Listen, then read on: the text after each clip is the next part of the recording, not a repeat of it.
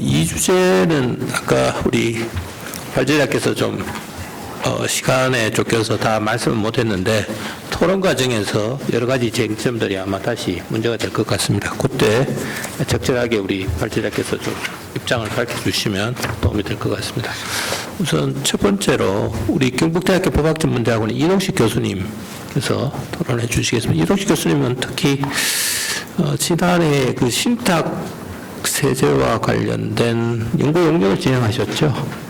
특히 아마 부가치세 부분을 맡아서 수고하신 걸로 아시는데 토론 좀 부탁드립니다. 우리 사회 장기적으로 보면 이 주제가 훨씬 더 임팩트가 있지 않을까 싶습니다. 실제 신탁법이 우리나라에서 이제 2061년인가에 만들어졌다가 사실은 거의 활용이 되지 못했죠. 그러다 2011년에 이제 전면 개편이 됐는데 우리가 2011년에 신탁법을 개정할 때는 사실은 그 2006년에 일본의 신탁법 전면 개편을 많이 참조를 했습니다. 근데 일본은 2006년에 신탁법을 개정을 하면서 관련 세법을 한꺼번에 함께 개정했습니다. 같은 해. 근데 우리는 2011년에 이제 신탁법을 개정을 했지만 이제 신탁 세제는 같이 개정해주지 않으니까 신탁법이 이제 개정이 돼서 뭔가 신탁 상품을 만들려고 하니까 이 과세 문제가 너무 불명한 게 되어져서 아마 이제 실무에 계신 분들이 엄청 지금 혼란에 있었던 것 같고요. 그래서 그런 걸 이제 정부도 인지를 하고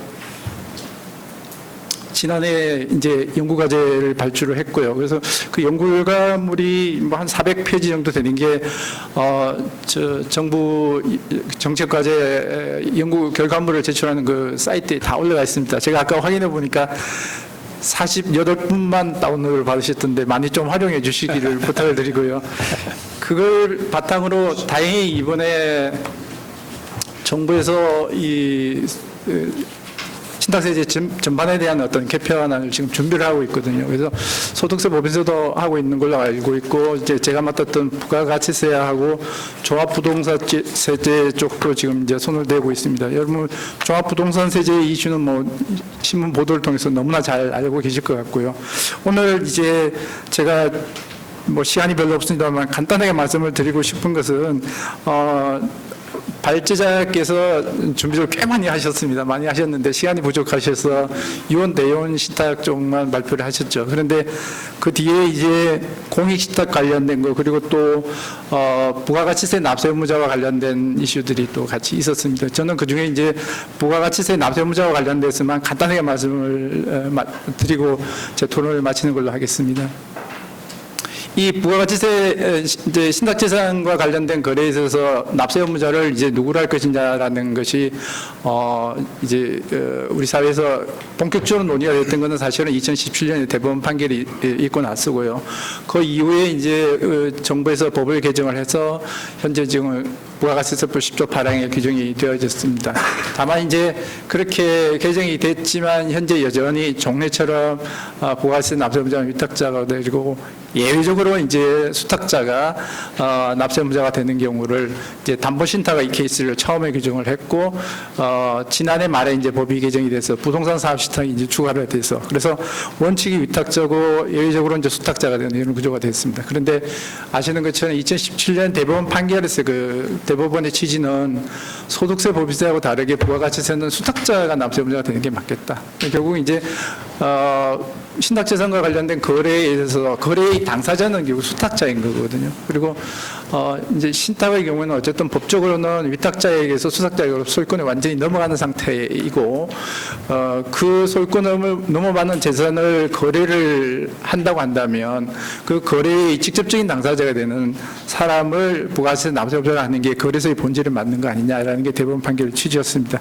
그래서 그 이후에 어쨌든 정부에서는 그렇게 너무 전면적으로 가기가 좀 힘들었던지 어쨌든 원칙적으로 위탁자, 예외적으로 수탁자로 됐는데, 이번에 이제 저희들이 사실은 연구를 하면서 이걸 또 어떻게 가야 되느냐라는 부분에 있어서 많이 고민을 하다가 일단은 두 가지 안을 제시를 했습니다. 하나는 일단 기본적으로 수탁자로 가지고 납세 의무자를 하고, 예외적으로 수익자를 또 부가가치세 납세 의무자 하는 요 안하고, 그다음 두 번째 안은 이제 현재 안을 가지고 하되 좀 더 많이 이제 수탁자가 납세의무자가 될 수 있는 케이스들을 확대하는 이런 형태의 제안을 했습니다.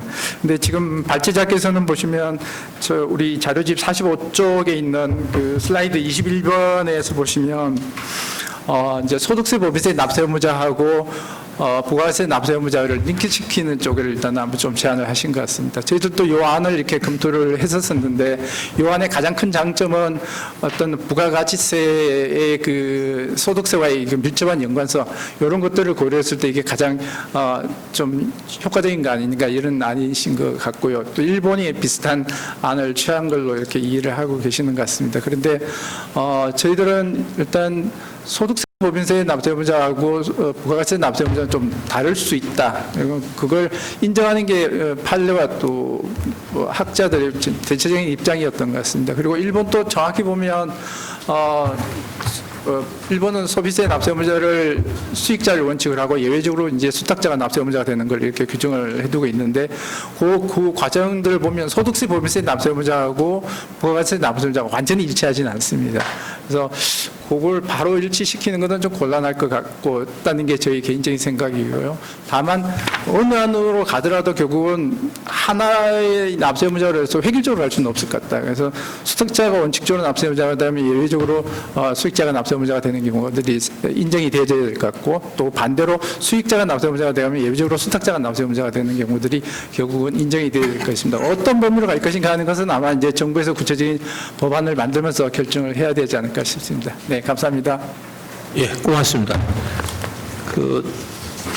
우리 오영표 본부장께서 토론문을 아주 길게 준비를 하셔서 아주 여러 가지 말씀이 있을 것 같은데 좀 빨리 진행. 예, 짧게 좀 해주시고 그 다음에 바로 우리 발표자 이항우 변호사님 하겠습니다. 예, 저는 이제 신인정권에서 패밀리 헤리티지 본부장을 맡고 있고요. 제가 하는 일은 이제 이 자산 승계 전략, 상속 증여 계획을 저희는 같이 효율적으로 짜고 그걸 저희가 수탁 관리하면서 나중에 돌아가시면 상속 집행을 해드립니다. 결국 이제 돌아가신 분의 의지를 저희가 실현해가지고 사후 관리까지 하고 또 경우에 따라서는 내 사후에도 한 손자 세대까지 신탁 관리를 하면서 안정적으로 나의 자산을 물려줘라. 이렇게 하시는 분들이 많이 있고요. 그래서 이제 다양한 요구들이 있는데 지금 이제 아까 이항구 변호사님 말씀하신 것처럼 불명확성은 있지만 지금 상태에서도 작동은 가능합니다. 그런데 좀 더 나은 더 고객 니즈를 더 활용할 수 있는 신탁을 만들기 위해서는 세제의 정비가 필요하다. 이렇게 보시면 될 것 같고요. 제가 어제 강의를 듣다가 좋은 말들을 들어서 한번 인용을 해보면 1975년도에 MS 오피스 빌 게이츠가 회사를 만들 때 미션 스테이트먼트가 1가구 1PC였습니다. 그때만 해도 상상도 하기 어려운 시기엔 그게 90년대 이미 이루어진 거거든요. 제가 이제 요즘 들어서 보면 이제 한 세대당 하나의 신탁은 해야 되겠다. 이렇게 좀 생각을 하고 있고요. 신탁은 사실 부자들만을 위한 게 아닙니다. 솔직히 말해서 돈이 적으신 분들, 우리 일반 서민들이 재산을 침해 걸려서 잃어버린다. 그분의 생존의 문제가 되는 거거든요. 부자들이야 좀 잃어봐야 사는데 지장 없습니다. 근데 이제 오히려 일반인들이 더 신탁이 필요하다고 저희는 보고 있고요. 그래서 저희는 이제 투트랙으로 자산가분들은 절세 전략부터 해서 전체적으로 설계를 해주지만 자산이 없으신 일반인들도 신탁에서 재산을 보관, 관리하고 나중에 분쟁 없이 집행해주는 그 역할을 지금 하고 있습니다. 그래서 오늘 들으신 김에 여러분들이 여러분 자녀들한테 재산을 물려줄 때 그냥 아무 대책 없이 물려주는 게 맞는 건지 아니면 저희 신인정권과 같이 상속 설계하는 게 좋은 건지 한번 고민을 해보시면 될 것 같고요. 아까 말씀드린 것처럼 지금 기재부가 이 신탁 세제 전반적으로 이 개정을 하면서 상속 증여 세제도 지금 개정을 하고 있습니다. 그래서 저도 그게 일부 이제 연관이 돼 있고 해서 이제 꽤 좋은 방향들이 나오고 그게 제대로 이행이 된다고 하면 아마 우리나라의 상속 분쟁은 거의 한 3분의 1로 줄이지 않을까 그렇게 지금 생각을 하고 있고요. 예, 본론으로 들어가면 이제 신탁은 지금 60년대 도입돼가지고 지금 펀드보다 더 규모가 많습니다. 900조가 넘어서 올해 1000조를 985조가 지금 이거든요. 1000조를 넘을 것 같고요. 지금 이제 우리나라 신탁 시장을 보면 재산 관리 목적으로 어느 정도 되고 있어요. 그런데 이제 상속 증여, 고령 사회 문제를 해결하기 위한 복지 신탁, 이 복지 신탁 쪽에는 지금 많이 부족하십니다, 제도가. 그래서 그런 방향으로 저희가 지금 보고 있고, 제가 지금 주로 하고 있는 일이 상속 신탁, 증여 신탁, 그다음에 이제 후견, 우리 신기코 사례처럼 아무 계획 없이 치매가 걸리면 싸우기 시작하는 거죠, 그때부터. 자산이 많거나 적거나 상관없이 똑같습니다. 그래서 이제 그런 것들을 분쟁 없이 해결하는 것들을 제가 지금 하고 있고, 이걸 이제 일본에서 이제 복지신탁이라고 부르고, 저도 이거 가지고 연구를 많이 하고 있어서 국회에 계신 분들이 이제 여기에 복지신탁에 많이 관심을 좀 보이시고, 그걸 동력으로 해서 신탁을 좀 전체적으로 활성화시키는 그런 걸 했으면 좋겠고요. 우리가 신탁이 어려운 이유는 신탁은 이제 재산 전환입니다. 재산을 아파트를 맡기고 여기에 수익권을 뽑아내서 아들 50%, 딸 50% 이렇게 주는 개념이죠. 그래서 신탁은 수익권을 기준으로 바라봐야 되는데, 우리나라 민법이나 법이 다 소유권 관계를 보다 보니까 위탁자냐 수탁자냐를 가지고 싸우고 있는 건데, 실제로 수익권이 되게 중요합니다. 이 수익권이라는 것도 이상한 놈이라 가지고 살아 움직이는 거예요. 대표적으로 요원대용 신탁은 생제는 내 건데 내 죽으면 신용권이 아들한테 70% 딸한테 30% 주라는 얘기거든요. 생제는 본인 거예요. 본인 거거든요. 근데 사망을 시점 기준으로 본인께 아들 딸게 되는 그런 구조가 되는 거죠. 그래서 이제 수익권을 바라봐야 되고, 자익 신탁은 나를 위한 신탁입니다. 농민이 논을, 요즘 농민들이 논 때문에 분쟁이 많거든요. 논을 이제 뭐 10마지기 중에 7마지기는 아들, 3마지기 딸을 주고 싶은데 방법이 없어요. 그런데 신탁을 활용하면 가능한데, 문제는 농지 취득 자격 증명이 필요합니다. 왜냐하면 신탁사가 이 소유권을 가지고 있기 때문에. 그런데 실질적으로 수익은 100% 농민이 가지고 있는 거예요. 그래서 사실은 이제 이런 부분들이 좀 제도 개선이 돼야 됩니다. 그래서 자익 신탁과 타익 신탁 이 변화를 잘 추적해서 신탁을 설계하면 꽤 많은 도움이 될 것 같고요. 요원대용 신탁 세제 관련해서는 아까 전에 1호 신탁, 2호 신탁이라고 이영구 변호사님 말씀하셨는데, 2호 신탁도 생전에 아들, 딸이 수익권을 취득하지만 권리 행사가 불가합니다. 신탁법에 따라서. 그러면 결국은 100% 생전 자익입니다. 본인 거예요, 본인 거. 그래서 결국 이거는 상속세제로 가도 전혀 무방하다. 다만 우리나라 상속법에 나오는, 상정법에 나오는 그 구조 조항이 요원대용 신탁을 염두에 두지 않고 설계한 거기 때문에 제도를 명확하게 해주면 좋은데, 지금 현재로 작동은 저는 가능하다고 보거든요. 이걸 정렬로 인식하는 건 말이 안 돼요. 왜냐하면 요원대용 신탁은 내가 계획을 설계하는 거고, 아들 100% 주겠다고 해서 했다가 나중에 아들이 마음에 안 들어요. 그럼 딸 100%로 바꿀 수가 있어요. 이게 요원대용 신탁 묘미거든요. 지배권은 여전히 위탁자 가지고 있는 거예요. 그래서 이걸 정렬을 이식하게 되면 수정자가 아들에서 딸로 바뀌어버리는 구조죠. 이거 말이 안 되는 구조입니다. 그래서 신탁을 저희가 실제 실행하고, 지금 현재 아마 우리나라가 아마 2조 정도 될 것 같아요. 요원대용 신탁을 취합해보면 저희도 꽤 많은 부심을 차지하고 있고, 실제 작동해보면 전혀 문제가 없어요. 그런 구조는. 근데 이제 학자들 개념에서 이거 법을 바라보면 이제 뭔가 이제 타익 신탁이라는 개념, 생전에 아들이 수익자로 들어온다는 개념 때문에 그런데, 생전에 아들은 수익권 행사할 수 있는 가능성이 제로입니다. 요원대용 신탁은. 그렇기 때문에 1호, 2호 다 합쳐가지고 돌아가시면 신탁 재산이 상속 재산이다. 거기에 세금을 부과하면 됩니다. 이제 그렇게 돼 있는 걸로 보시면 될 것 같고요. 그다음에 또 하나 의원분들이 해결해 줄 분들이 이제 가업 승계 신탁. 지금 현재 실무에서는 100억짜리 가업을 가지고 계신 분이 70세예요. 근데 딸한테 물려주고 싶은데 아들한테 유리분 이슈가 생기게 되거든요. 그래서 결국은 내가 딸한테 100% 소유권을 넘겨줘도 딸이 나중에 아들이 30%를 뺏어가지고 25% 뺏어갈 수 있는 거예요. 법정 상속 유리분을. 그런 구조가 있기 때문에 일본은 그거를 가압 승계 지원 신탁으로 깔끔하게 만들어가지고 안전하게 가압을 승계할 수 있는 툴을 만들었어요. 그러면서 가압 상속 공제도 해결해서 마무리를 다 지은 걸로 저는 알고 있거든요. 근데 이제 우리나라도 사실은 이제 지금 가압 오너들이 대부분 70대 가 있습니다. 이분들이 골치 아파요. 아들한테 주자니 딸이 눈에 밟히고 딸한테 주자니 아들이 눈에 밟히는데 유리분 제도를 뺏어가 버리면 이제 난리가 나는 구조거든요. 그래서 이제 가압승계 지원을 위한 세제 개선 반드시 필요하다고 보고 있고요.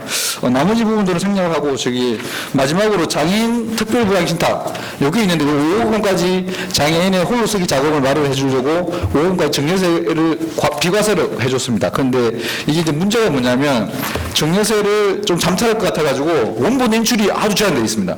그럼 이게 뭐냐면 장애인을 위한 신탁인데 원본은 장애인의 상속인한테 가게 되어 있는 구조죠. 그 장애인들이 설 수 있는 인출 요건들을 최대한 넓혀가지고 장애인의 복리 혜택에 맞게끔 제도 개선이 돼야 되고, 그 다음에 한도가 5억인데 이게 99년도에 만들어진 한도입니다.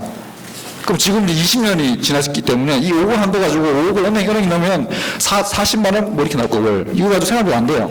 그래서 결국은 이제 이거를 한 10억 정도로 상향시켜서 진정한 의미의 사회적으로 가장 그 요보호가 필요한, 보호가 필요한 장애인을 위한 신탁을 만들어 주십사 하는 게 저희 이 토론입니다. 감사합니다. 이영구 변호사님 코멘트하고 넘어갈까요? 간단하게 순서대로 그 이동식 교수님 말씀 주셨던 신탁세제, 신탁과 부가가치세 관련된 부분 주로 말씀 주셨는데요. 저도 뭐 기본적인 방향에 대해서 두 가지를 말씀드리려고 했습니다. 사실 오늘 시간 관계상 다 말씀드리지 못했지만, 하나는 이제 납세 의무자 관련된 부분이 이제 규정이 아예 없다가 일부 도입돼서 지금 아직도 좀 혼란 내지는 논란이 있는 상황이다라는 부분 하나랑, 수익권 양도라는 부분이 좀 굉장히 좀 큰 이슈 중에 하나입니다. 근데 이 수익권 양도랑 관련돼서는 아직 규정이 없고 이 부분과 관련돼서 약간 해석상 혼란이 있다. 그러니까 이런 부분들, 그러니까 납세 의무자랑 관련된 부분도 좀 더 보완을 하고 수익권 양도 부분과 관련돼서도 좀 더 명확한 규정이 두어서 뭔가 그 대비책이 필요하다는 게 저희 생각이고요. 그럼 구체적으로 어떤 방안이 좋겠다는 부분에 관해서는 납세 의무자 부분은 저는 소득세, 증여세랑 좀 관점이 좀 다를 수 있다고 생각을 하는 게, 부가가치세는 기본적으로 단일세율이고 누진세율이 아닙니다. 그렇기 때문에 제가 보는 관점에서는 그렇게 크게 뭔가 조세 회피라든가 뭔가 그 조작의 가능성은 좀 낮기 때문에 뭔가 확실하고 그 예측 가능한 기준에 따라서 일관되게만 적용될 수 있으면 사실은 뭐 그 수익자로 보든 수탁자로 보든 위탁자로 보든 큰 이슈는 없지 않을까라는 게 저의 생각이고, 다만 이왕 바꿀 거라고 하면 소득세랑 좀 균형을 맞춰서 같이 동일한 예측 가능 그러니까 계속 말씀드린 게 예측 가능성인데, 결국은 하나의 두 개의 기준으로 가는 것보다는 하나의 기준으로 가는 것이 좀 상대적으로 낫지 않겠느냐라는 게 저의 생각인 거고요. 수익권 양도 부분도 같은 연장선상인데 뭐 소득세랑 관련된 부분이라든가 사실 이제 회피 가능성이 좀 있습니다. 수익권이 중요하다고 말씀하신 것처럼 오 변호사님께서 사실 회피 가능성이 좀 있기 때문에 좀 조심해야 되는 부분이 있긴 하지만, 수익권 양도 부분하고 관련돼서 부가가치세는 아무래도 좀 그 매입 매출 이런 부분들이 좀 같이 동반되기 때문에 상대적으로 가능성이 적기 때문에 수익권 양도 부분과 관련돼서 뭐 실질적 통제권이라든가 이런 그 유권 해석을 통해서 과세를 하려는 시도, 이거 자체는 그렇게 바람직한 건 아니다라는 게 저의 생각이었고요. 그다음 그 오 변호사님께서 주로 유언 대용 신탁이라든가 이런 부분에 대해서 전반적으로 말씀 주셨는데, 저는 이제 발표한 주제가 유언 대용 신탁이다 보니까 그 부분에 대해서만 잠깐 말씀드리겠습니다. 그러니까 결국 1호 신탁, 2호 신탁 뭐 이 어려운 얘기긴 하지만 제가 보는 관점, 그리고 제가 뭐 말씀하신 것처럼 학계 일반적인 생각은 결국 증여세 이연 효과라든가 소득세 분산 효과, 증여세와 소득세 이중과세 이런 부분들을 종합적으로 좀 판단을 해야 된다는 거죠. 그러니까 2호 신탁의 경우는 생전에 분산 효과를 누리기 때문에 1호 신탁, 그런 분산 효과를 누리지 않는 1호 신탁과는 조금 차별해서 봐야 되는 거 아닌가라는 게 전반적인 의견인 것 같고, 저도 그 전반적인 의견에 맞춰서 발표 자료를 준비를 한 것인데, 끝부분 말씀하신 것처럼 결국은 이건 그런 불확실성을 해준다는 차원에서 상증법 구조 1항을 좀 더 명확하게 개정을 하면 되는 문제라고 생각을 하고, 그거 자체가 그렇게 다른 분야보다는 좀 상대적으로 좀 난이도가 쉬운 부분이 있다고, 낮은 부분이라고 생각을 하기 때문에 당장 그런 부분부터라도 좀 개선을 했으면 좋겠다는 게 저의 생각이었습니다. 네, 이 정도로 코멘트 드리겠습니다. 오늘 토론회 전에 이제 검색을 해보니까 우리 금융위원회에서 보도 해명 자료를 지난해 내놓은 게 있어요. 네. 여기 보니까 그 어느 신문에서 그 유언 대용 신탁과 관련해서 상속세 감면 방안을 추진할 계획이지만 뭐 기획재정부가 난감해하고 있다, 이런 기사가 아마 떴던 것 같은데, 왜 유언 대용 신탁과 상속세 감면이 필요한가? 문제가 됐는지 네. 그 점부터 조금 말씀해 주시고. 드리겠습니다. 저는 KB국민은행 WM 투자자문부장을 맡고 있는 원종훈 세무사입니다. 저희 부서명 앞에 WM이라고 붙어 있는데, 아마 금융기관에 WM이라는 문구가 들어간 부서가 은근히 많습니다. 뭐 아시겠지만 WM은 웰스 매니지먼트의 약자고 보통 통칭 자산관리라고 부르잖아요. 그런데 이 자산관리라는 용어를 또 다르게 에셋 매니지먼트라고 쓰기도 합니다. 그러면 그 차이가 뭐냐? 사실 현재 우리나라 금융기관에서 자산관리는 엄밀한 의미에서 웰스 매니지먼트를 하는 금융기관은 거의 없다라고 단언해도 틀리지 않을 것 같습니다. 그 이유가 있는데요. 현재 SM 매니지먼트는 금융상품 위주로 고객들에게 수익을 극대화할 수 있게끔 자산 관리하는 것을 SM 매니지먼트라고 보통 그렇고, 웨alth 매니지먼트는 금융상품을 뛰어넘어서 예를 들면 뭐 선박, 항공기, 부동산까지 모두 관리하면서 토탈리 피를 받는 구조의 자산 관리를 보통 웨alth 매니지먼트라고 합니다. 이 기반의 중심은 신탁이어야 됩니다. 그래서 이 SM 매니지먼트 중심의 신탁 기반이 가미가 된다면 진정한 의미의 웨alth 매니지먼트가 되고, 그리고 실제로 종합 자산 관리 신탁 쪽으로 가는데 크게 도움이 되지 않을까라는 생각이 듭니다. 보통 어떤 분들이 그런 얘기합니다. 신탁이 뭐냐고 물어보면 뭐 믿고 맡긴다라고 표현들을 많이 하는데, 저는 보통 신탁이 뭐냐라고 물어보면 신탁은 매직입니다라고 저는 이렇게 얘기를 합니다. 사실 상당히 많은 부분을 할 수 있음에도 불구하고 현재 우리나라 신탁은 신탁의 기능의 아주 극히 일부만 사용을 하고 있습니다. 심지어 우리 고객분들, 은행에서 ELS를 가입하는 이 고객들조차 이게 신탁을 통해서 가입하는지 모르는 분도 상당히 많습니다. 저는 오늘 이 신탁이 활성화되는 데 있어서 사실 욕심은 많지만 굉장히 애정을 가지고 있는 한 사람으로서 일단은 제도 개선보다도 여러 사람들이 이 신탁에 대해서 조금 많이 알릴 수 있는 일단 기회가 됐으면 하는 바람으로 먼저 말씀을 드리고, 유연 대형 신탁만 제대로 활성화된다면 종합 자산관리 신탁으로 이렇게 연착륙하는 데는 충분히 가능하지 않을까 하는 생각이 듭니다. 그 과정에 걸림돌이 좀 몇 가지가 있는데요.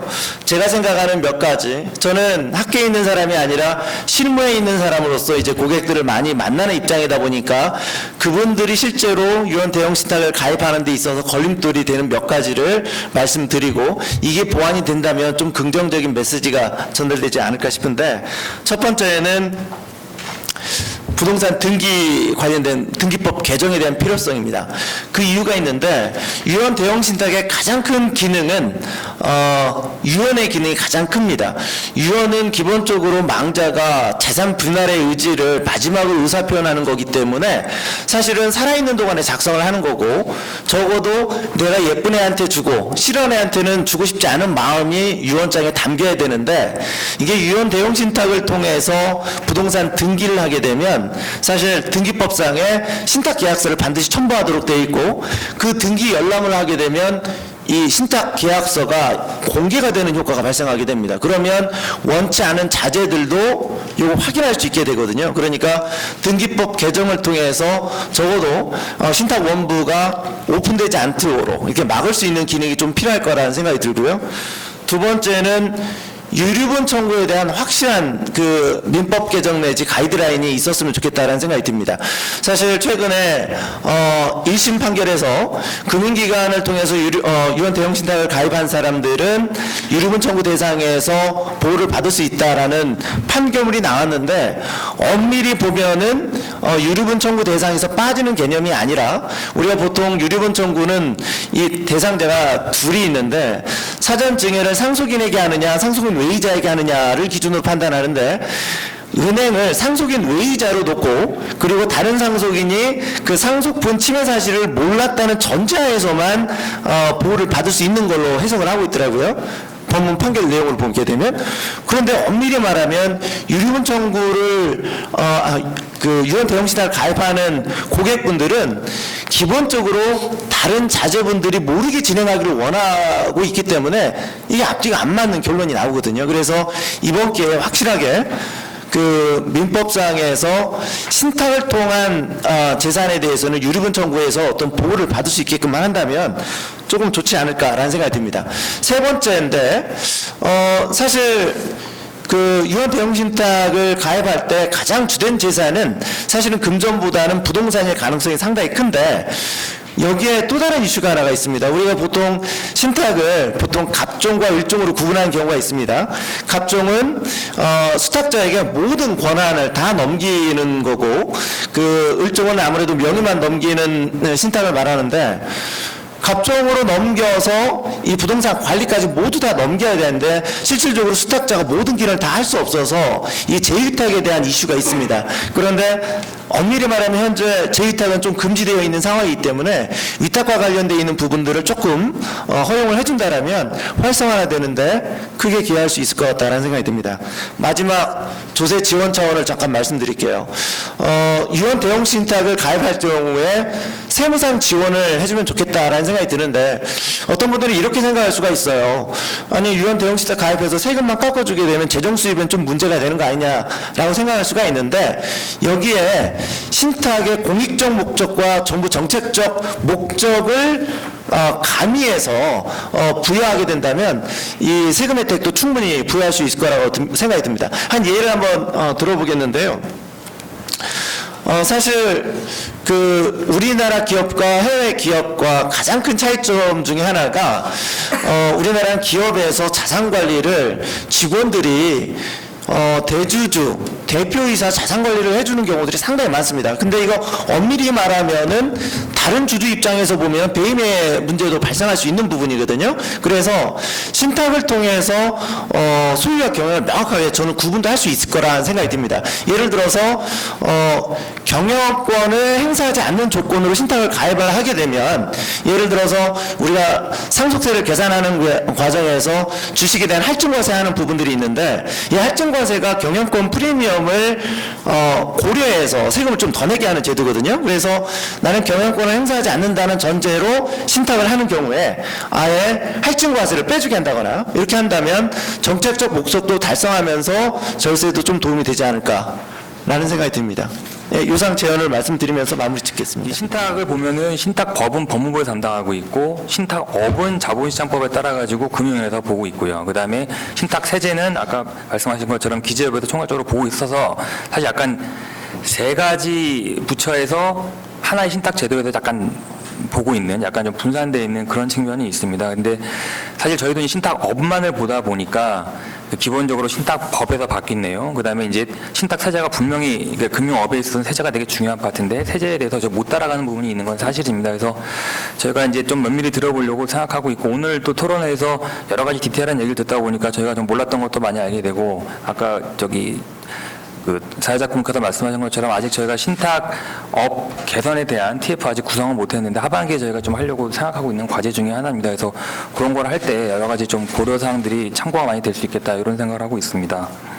사실 이제 금융업 쪽에서 보면은 신탁이 사실 특정 금융 신탁 위로 많이 팔리고 있고요. 그다음 부동산 신탁 이렇게 대별화되고 있습니다. 오늘 나왔던 여러 가지 유언 신탁이나 이런 것들에 대해서는 사실 깊이 있게 업 측면에서는 다루지 못한 측면이 있었던 건 사실입니다.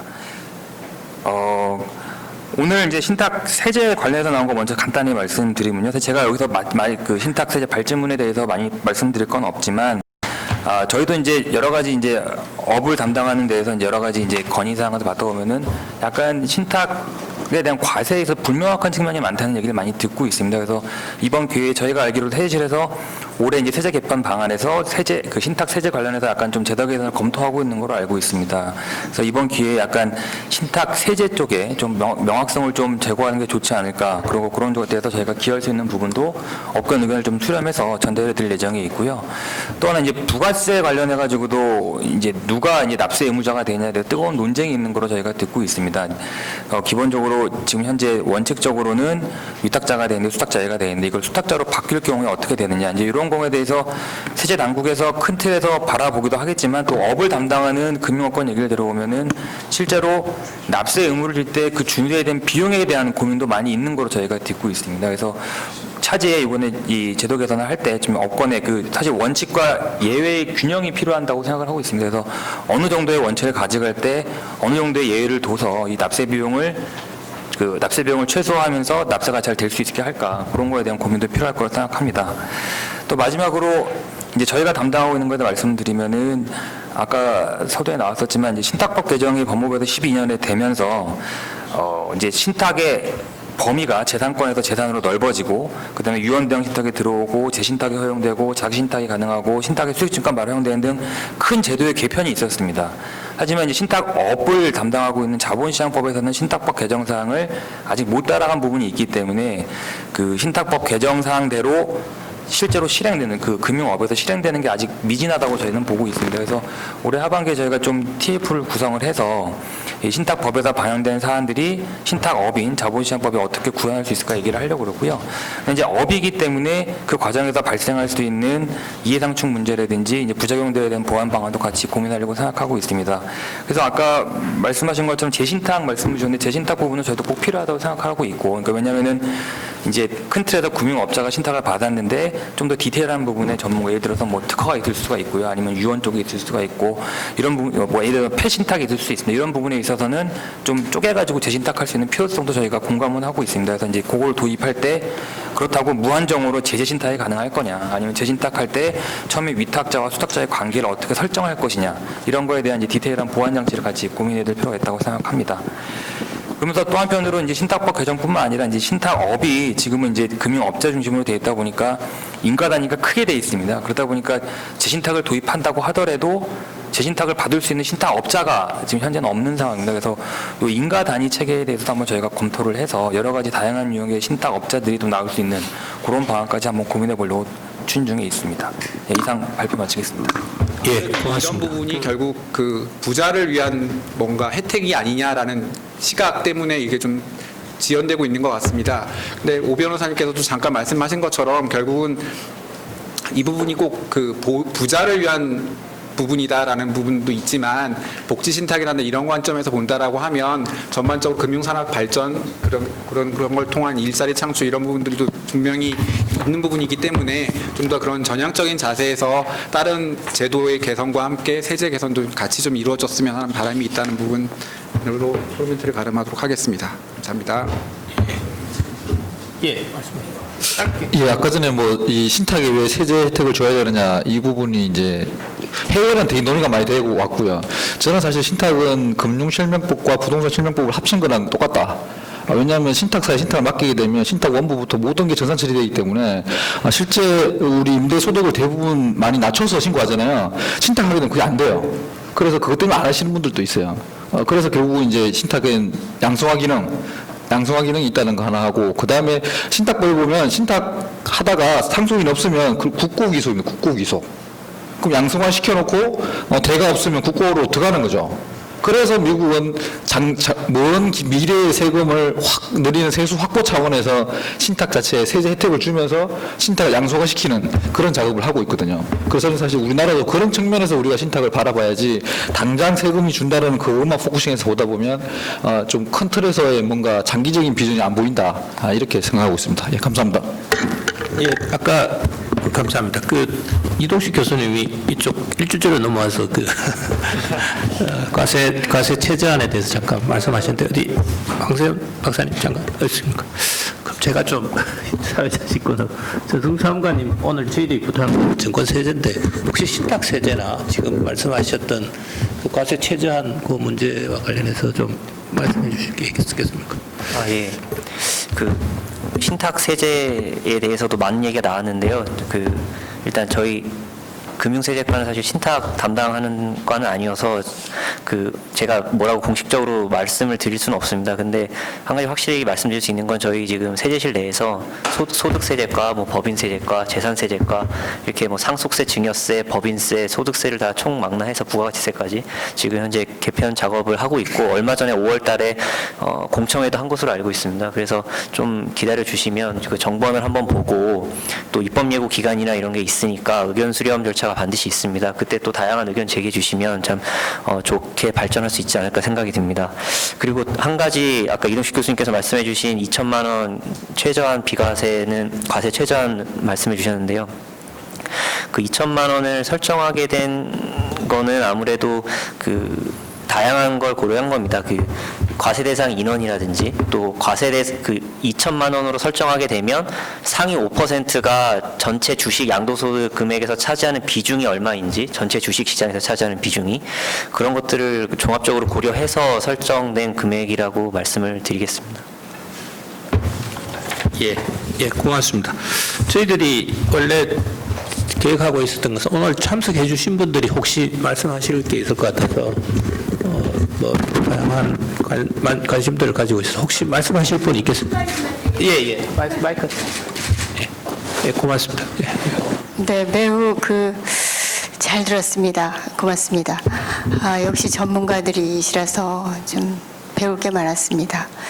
그런데 국가 세무 체제를 이제 개편을 불가피하게 할 수밖에 없는 시기가 점점 다가오고 있다고 생각하는데, 업계나 전문가들께서 예산이나 재정 확보 방안도 함께 고민하고 구체적인 대안을 좀 더 적극적으로 제시해 주시는 게 필요하시지 않을까 이런 생각을 했습니다.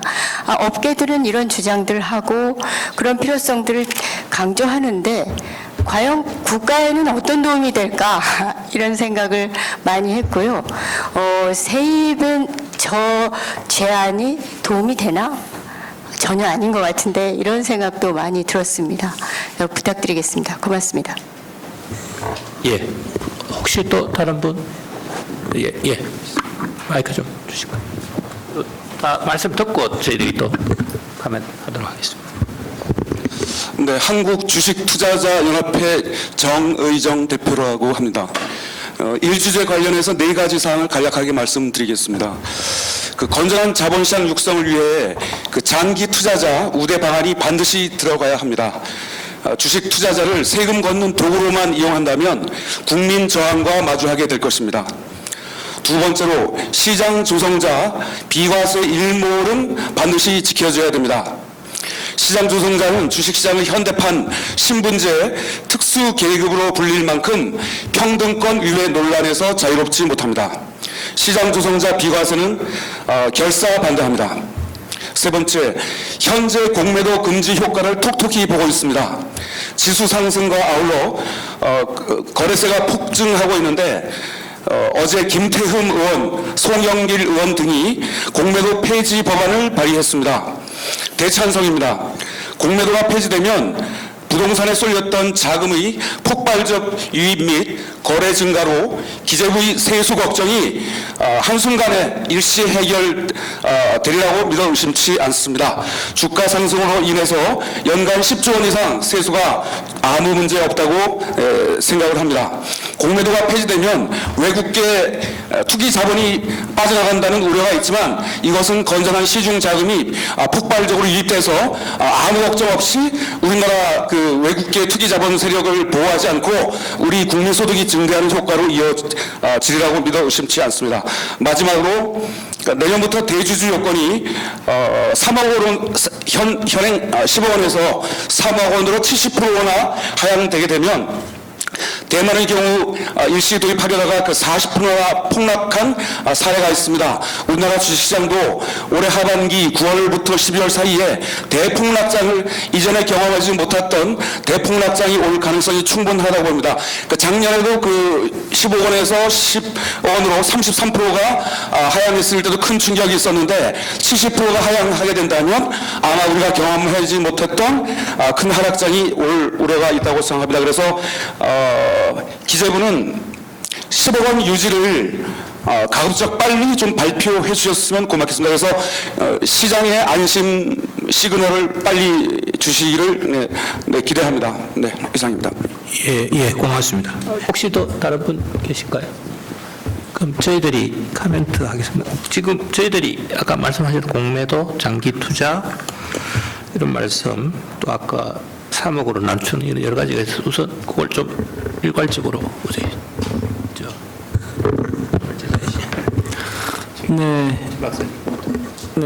네 가지를 지적을 해주셨는데요. 그다음에 이제 의원님께서 또 이제 세입에 관련된 부분들도 고려를 할 필요가 있다.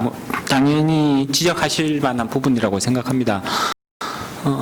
사실 정부거래세를 궁극적으로 폐지까지 발표를 하지 못하는 가장 중요한 이유가 세입과 관련된 부분인 거거든요. 그래서 현실적으로 이제 세입과 세출을 맞춰야 되는 부분들이 있으니까 증권거래세 인하 속도는 당연히 주식 양도소득세수가 얼마나 확보될 거냐에 크게 영향을 받을 수밖에 없다라는 부분들은 인정을 하고 이제 지나가야 되는 부분이라고 생각을 합니다. 주식 양도소득세제를 향후 어떤 식으로 추가적으로 더 수정하느냐에 따라서 양도소득세수가 영향을 받을 수밖에 없고요. 이런 부분들까지 감안을 해서 증권거래세를 향후 어떤 속도로 이제 폐지를 할 수 있을 거냐, 내지는 추가적으로 인하가 가능할 거냐, 여기에 대한 논의가 더 이루어질 거라고 보고 있고요. 그다음에 두 번째 네 가지 부분을 지적을 해주셨는데 장기 투자에 대한 배려가 필요하다. 이건 저희 생각과 정확히 일치하시는 부분이라고 생각을 합니다. 시장 조성자 면제 혜택을 중단할 필요성이 있다라는 부분은 사실 시장 조성자들은 앞서도 말씀드렸듯이 시장 유동성 공급에 있어서는 중요한 역할을 한다고 볼 수가 있습니다. 지금 아마 이게 공매도와 연결되어 있으니까 공매도에 관련된 부분까지 감안을 해서 이제 조금 이런 주장들이 나오고 있으신 게 아닌가라는 판단은 드는데. 시장 조성자에 대해서 면제를 해줘야 오히려 유동성이 더 증가를 하면서 세수 측면에서도 도움이 된다라는 말씀을 드릴 수 있을 것 같고요. 그리고 이제 이 부분과 관련해서 한 가지 중요한 제안을 아까 이제 송 소장님께서 제안을 해주셨던 것 같습니다. 단기와 장기로 나눠서 증권거래세를 차별화하는 방안들은 충분히 검토해 볼 수 있는 사안이 아닌가라는 판단이 듭니다. 공매도 폐지 현실적으로 본사안과는 그렇게 크게 연관성이 없는 부분이라고 생각해서 이 부분에 대한 코멘트는 넘어가고요. 대주주 요건을 현재 10억 원에서 3억 원으로 떨어뜨리는 것이 예정되어 있습니다. 당연히 12월 달에 대규모 순매도세가 나올 가능성은 상당히 높다고 예상해 볼 수가 있는 거고요. 주가도 이로 인해서 일정 부분 조정을 받을 수 있겠죠. 물론 이제 말씀하신 것처럼 40% 이렇게 떨어질 가능성은 없다고 봅니다. 그렇지만 시장에 불필요한 충격을 줄 수 있는 부분인 건 분명해 보이고요. 여기에 대해서 추가적으로 세제 당국에서 어떤 생각을 가지고 계시는지 아마 말씀해 주신 기회가 있지 않을까 그렇게 기대하고 있습니다. 이상입니다. 예. 혹시 송 소장님 코멘트 하실 거 있겠습니까? 장기 투자자 말씀 관련. 장기 투자에 대한 유인을 늘려주셔야 된다고 했는데 그 공매도 부분은 저도 전적으로 동의합니다. 그 폐지하는 방향으로 가는 게 맞다고 생각하고요.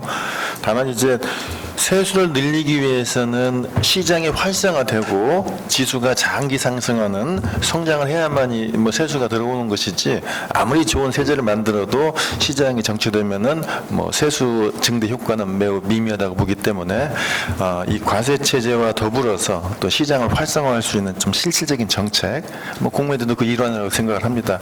좀 이렇게 좀 마련될 필요가 있다고 생각을 합니다. 제가 알기로는 저희 세수 비중 중에서 이제 직접세와 간접세가 있는데 직접세 중에 특히 상속세의 비중은 전체 세수에서 차지하는 비중이 그다지 높지 않아서 이제 실제로 그 사회적 논의의 효과는 크지만 세수는 그렇게 크지 않은 이런 분야가 바로 이제 상속세제인데요. 특히 정유세도 포함해서 지금 아마 이제 계속 우리 신탁세제에서 그 윤대형 신탁이나 이런 것들은 신탁의 활성화라는 측면에서 보면 그런 이제 세제 감면 효과가 있으면 좋겠다는 말씀인 것 같고요. 그거는 아마 의원님이 지적하신 부분은 신탁업이 활성화되면 다른 세수가 이제 늘어난다는 그런 식으로 저희들은 보통 이제 연구 보고서를 적으면 하게 되는데요. 특히 이제 신탁 쪽은 아무래도 이제 소득 혹은 법인세를 내야 되니까 그쪽의 세수 증가가 이쪽 그 상속세 특히 가입자들의 그 상속 정려 이쪽의 그 감면 부분을 충분히 상쇄할 거다. 이런 대개 이제 시나리오들을 갖고 있습니다. 그래서 그건 아마 구체적으로 다시 이번에 아마 신탁 세제 하면서도 상당히 그 점은 검토를 했을 거 아닌가 싶은데 이동식 교수는 혹시 그 부분에 대한 논의는 없었습니까? 아니요, 그 5월 20일 날 저희들이 공청회가 그때 오전에 있고 오후에 또 재산소비세과 쪽에서 주최를 해서 그때 실무에 계시는 분들하고 또 저희들하고 이렇게 가서 한번 또 미팅이 있었거든요.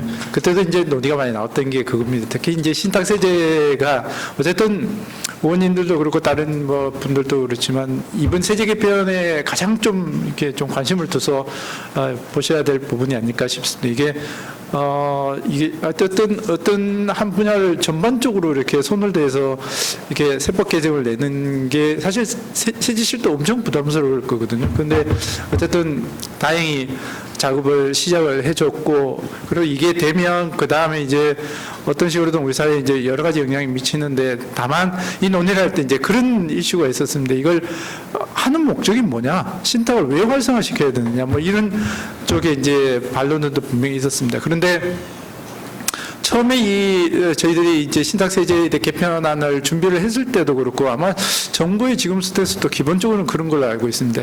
지금 신탁세제 개편의 그 출발점은 신탁제도를 활성화한다고 신탁법을 전면 개편을 해뒀는데, 정작 이제 세제와 관련된 부분들이 너무나 불명확하고 정비가 안 되어 있어서 현장에서 혼선들이 많다는 거죠. 이제 그 혼선들을 빨리 좀 정리를 해줘야 되겠다. 그래서 이거는 뭐 일단 특정 산업을 뭐 활성화시키자 이런 차원까지는 지금 안 가고 있는 거다. 그래서 그 정도 선에서라도 상정세도 그렇고, 상정세도 뭐 규정이 워낙 없는 상태니까요. 부가세나 또 소득세도 좀 전반적으로 개편돼야 되는 거 아닌가. 지금 이 정도 선이고요. 이제 여기서 이제 뭐 더 나가면 예를 들면 싱가포르처럼 해서 이제 신탁이라는 것을 하나의 산업으로서 좀 더 활성화시킬 수 있느냐. 있다면 배경은 뭐 그럼 오영표 변호사님 말씀하셨던 뭐 그런 것도 될 수도 있을 거고, 그렇게 되면 거기는 이제 뭔가 플러스 알파가 갈 수는 있을 건데, 지금 제가 알기로는 일단 거기까지는 가지는 않는 것 같습니다. 고맙습니다. 오늘 처음부터 끝까지 주최도 해주시고 이 자리를 함께 해주셨는데, 혹시 김병호 의원님 좀 코멘트 해주실 수 있겠습니까? 저희들 그래도 마무리를 짓고. 네, 정말 잘 들었고요. 예. 그 이제 거래세를 만든 배경이 뭐 투기적 거래라든지 자선 거래를 예방하기 위해서 좀 만들어지 않습니까? 근데 지금은 이제 세수의 감소를 걱정하는 이제 이렇게 좀 이 세금을 만든 목적에 있어서 지금 이제 완전히 바뀌고 있죠. 그래서 저는 쭉 얘기를 들으면서 특히 이제 재정당국하고 얘기를 하면서 정말 이 조세가 정의로워야 되거든요. 근데 누가 생각해도 단순히 주식을 거래했다는 이유만으로 세금을 걷는다? 그건 사실 정의롭지가 않은 거죠. 그래서 이 세수의 세입에 대해서 걱정하는 거는 이해를 하는데, 정의롭지 않는 것은 반드시 고친다는 전제 하에서 다른 것을 이렇게 수정 보완을 하는 것이 여러 면에서 좋을 거라 생각을 해요. 특히나 최근에 주식 상승이 여러 가지 이유가 있다고 보고 있습니다. 우리나라의 미래에 대해서 그래도 긍정적으로 보는 뭐 외국인과 기관, 그리고 특히나 국내 투자가들도 많다는 것뿐만 아니라, 저는 제도적으로는 공매도의 한시적 금지, 거래세 인하 이런 부분들도 심리적으로 상당히 작용을 하지 않았나 이런 생각도 해요. 그런 측면에서 본다 그러면 거래세의 폐지를 단순히 세수의 감소로 보는 것이 아니라 다른 긍정적 효과를 모두 분석을 한다 그러면은 충분히 그만한 가치가 있다고 생각하고, 특히나 양도세를 전체 투자자한테 확대시키겠다고 했을 때는 반드시 거래세 폐지가 전제되지 않고서는 이건 상당한 심각한 저항이 있을 가능성이 높다고 생각합니다. 2023년 이후로 본다 그러면 반드시 양도세를 걷는데 또 거래세를 걷는다? 그걸 지금보다 더 나쁠 수도 있는 거죠. 지금은 거래세만 걷고 일반 투자자들은 양도세를 안 걷고 있는데, 그래서 이런 거를 종합적으로 봤을 때 거래세 폐기에 대해서는 조세 정기적 관점, 증권시장과 실물경제에 미치는 영향, 그리고 연역적인 분석 이런 걸 다 봤을 때 먼저 폐지를 전제로 하고 설계를 하는 것이 여러 면에서 바람직하다, 이런 말씀을 꼭 좀 드리고 싶습니다. 네. 죄송합니다. 아까 말씀드렸다시피 저희들 원래 점심시간이 12시에 시작을 해야 되는데 시간이 많이 지났습니다. 여러 가지 말씀들이 있겠지만 오늘 이 정도로 오늘 토론을 마칠까 합니다. 예, 오늘 참석해 주신 우리 발제자, 토론자, 그리고 또 끝까지 경청해 주신 오늘 청중 여러분들께 감사의 말씀을 드립니다. 고맙습니다.